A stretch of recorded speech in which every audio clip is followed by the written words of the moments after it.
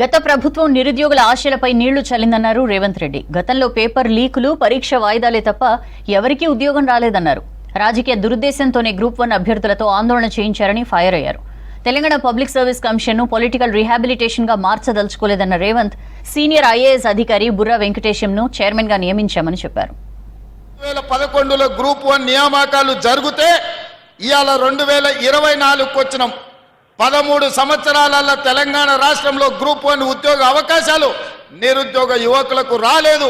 ఆనాటి ప్రభుత్వం 2017లో నోటిఫికేషన్ ఇచ్చిన పరీక్షలు నిర్వహించకుండా వాయిదాలు పెట్టుకుంటూ నిర్వహించిన పరీక్షలు ప్రశ్నాపత్రాలు జిరాక్స్ సెంటర్లలో అమ్ముతుంటే ఆ రోజు ఖచ్చితంగా మాట ఇచ్చిన అధికారంలోకి వచ్చిన ఎంబడే గ్రూప్ 1 పరీక్షలు నిర్వహిస్తాం, ఖాళీలను భర్తీ చేస్తామని ఇవాళ గర్వంగా నేను చెప్తున్న తెలంగాణ పబ్లిక్ సర్వీస్ కమిషన్ సంబంధించిన ఈరోజు రిటైర్ అవ్వబోతున్న మహేందర్ రెడ్డి గారు చైర్మన్ గా చాలా దీక్షతో ఈ పరీక్షలను నిర్వహించి ఈరోజు మెయిన్ ఎగ్జామ్స్ కూడా కంప్లీట్ చేసిన తొందరలోనే 563 మంది గ్రూప్ 1 అధికారులను ఈ తెలంగాణ నిర్మాణంలో భాగస్వాములను చేయబోతున్నాం.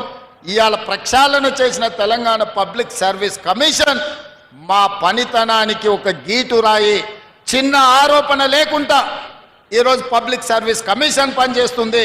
మహేందర్ రెడ్డి గారి స్థానంలో సర్వేల్ రెసిడెన్షియల్ నుంచి ఐఏఎస్ పొందిన అతి నిరుపేద కుటుంబం నుంచి వచ్చిన ఒక ఐఏఎస్ ఆఫీసర్ బుర్రా వెంకటేశంని 3.5 సంవత్సరాలు ఇంకా ఐఏఎస్ ఉన్నా అతన్ని ఈరోజు పబ్లిక్ సర్వీస్ కమిషన్ చైర్మన్గా ఎందుకు వేసిన అంటే ఈ పరీక్షలను చిత్తశుద్ధితో పారదర్శకంగా నిర్వహించాలని ఒక సీనియర్ ఐఏఎస్ ఆఫీసును ఇవాళ పబ్లిక్ సర్వీస్ కమిషన్ చైర్మన్ చేసిన.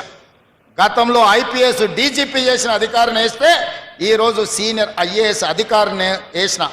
మేము పొలిటికల్ రీహాబిలిటేషన్ సెంటర్గా మార్చదలుచుకోలే పబ్లిక్ సర్వీస్ కమిషన్ అంటే. పబ్లిక్ సర్వీస్ కమిషన్ అనేది ఒక ఉన్నతమైన సంస్థ, ఒక ఉన్నతమైన వ్యవస్థ. అక్కడ పనిచేసే వాళ్ళకు చిత్తశుద్ధి ఉండాలి, అవగాహన ఉండాలి, చదువు పట్ల శ్రద్ధ ఉండాలి.